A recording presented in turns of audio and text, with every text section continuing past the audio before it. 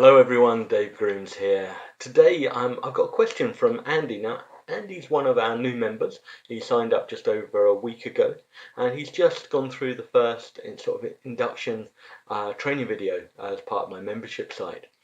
Now, in that video, really what I try to do is to explain how we can find some really quick, simple wins within your business that will then free up time to do some more complicated automation tasks. So these are really just quick fixes, gives you a bit of success, saves you 10, 20, 30 minutes a day, and then that will enable you the time to do some much bigger and better automation.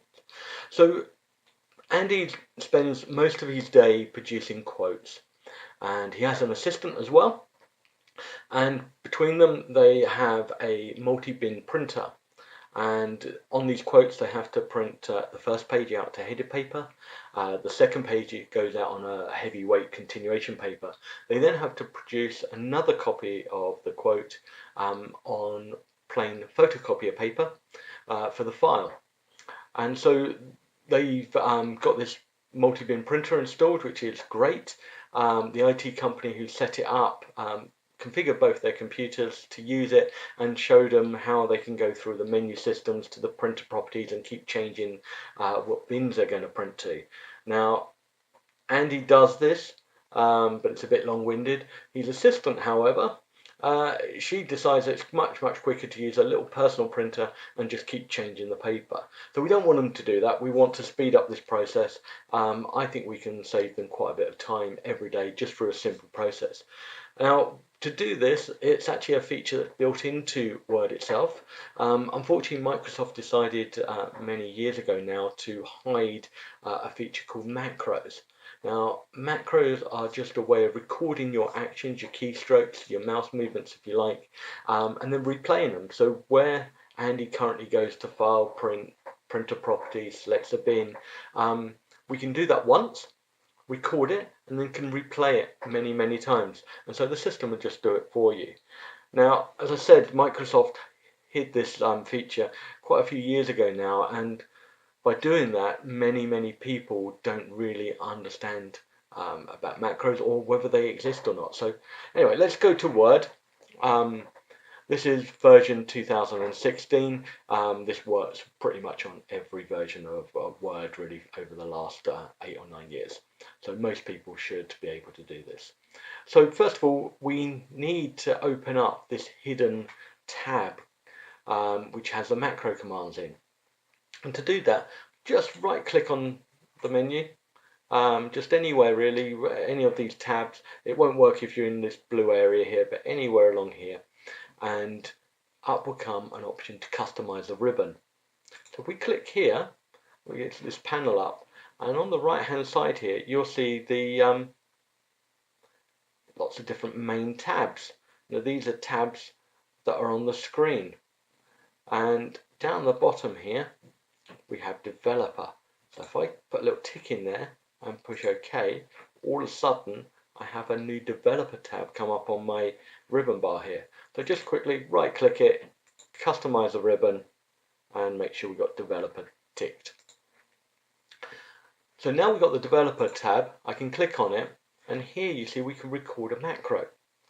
So I'm going to do a quick simple print macro. So all I do is record macro, we call it print bins. It just has to have a name because we're going to have multiple macros probably on our system, so let's just give it a name we can remember. So print bins. Ignore the button, the keyboard for the moment. For those who are members, actually we do go through a whole training session. I think it's about an hour and a half on really going deep into macros step by step, showing you every single feature. So if you're not a member, please sign up, and I think it's a week 4 or 5 that you'll get that training. So, but anyway, for today, we just give it a name, click OK, and now you'll see my mouse here has got a little cassette recorder, if you like. So everything I do now, it's going to record and remember. So let's just, we do File, we go Print, and then all we need to do is Printer Properties, and I'm going to select here the first page comes out of tray 1 and the second page comes out of my multi-purpose tray. OK, and push the print button. Job done. So that's the end of the macro. So I just push stop recording. So I've now got a macro that will go and choose the bins. Now I could, for the continuation, sorry, the copy onto the photocopier paper, what we'd do is we'd just do that process again, file, printer properties, change the bins back, and then push print. And so with one macro, we can do many, many different jobs. I just done the one there. So what we're going to now do is to give that macro a little button on your screen. So if we go back to my home page here, my home tab, it'd be really nice if we had a little button around here somewhere to run that macro. So what I'm going to do is we click on the tab here, customize a ribbon again. So it's exactly the same as we did to put the developer tab in, customize a ribbon. And what we can do now is actually add the macros into here. So this is my home tab, so that's there. You'll see we've got an insert which goes there. So under choose commands from, we've got macros. So you can see I've got loads of macros set up here. And I'm going to pick the print bins one. This is the one we've just done. And I want to add it to the home menu.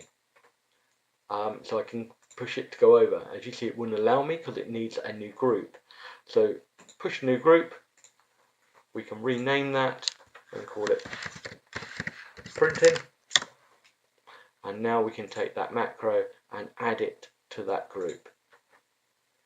So there it is, called printing. Now I really would like printing to be at the beginning, so that's going to display here. You'll see the clipboard, these are the clipboard items here. And if I click on the macro, you see it's got this funny name and this funny symbol. Now, when it displays on the screen, it's going to display that symbol and this name, and we don't really want that. So we're going to rename it. So if we're going to rename, I can now give it an image. So I can choose that printer image, and I'll just put a name of quote print, and click OK. So all we've done is gone to macros here, added a new group, and then copied it over and renamed them. So when I click OK, we now find we've got a quote print. So we changed our menu, so I can do my quote like normal, push quote print, and it will go in and select the bins and print. And of course, if we then continued that macro, it would then change the bins back to bin number 3 in this example, and then print it again. So no file, print, change to properties, just straight click that button, job done. And because it's a macro and it's a computer running these commands, it does it pretty instantly, so you haven't got any lag at all. So it's job done, quote printed, all to the right bins, and a copy sent. So I hope you find that useful, and if you do, then perhaps if you're not a member already, please come over to my website. It's Dave Grooms, DAVEGROOMS.com, and join my membership. It's absolutely free, and what I try to do is to give you lots of good quality training to free up your time to automate your business and get rid of some of those boring repetitive jobs, as well as speeding up the whole process. Thanks very much for listening, and see you soon. Bye bye.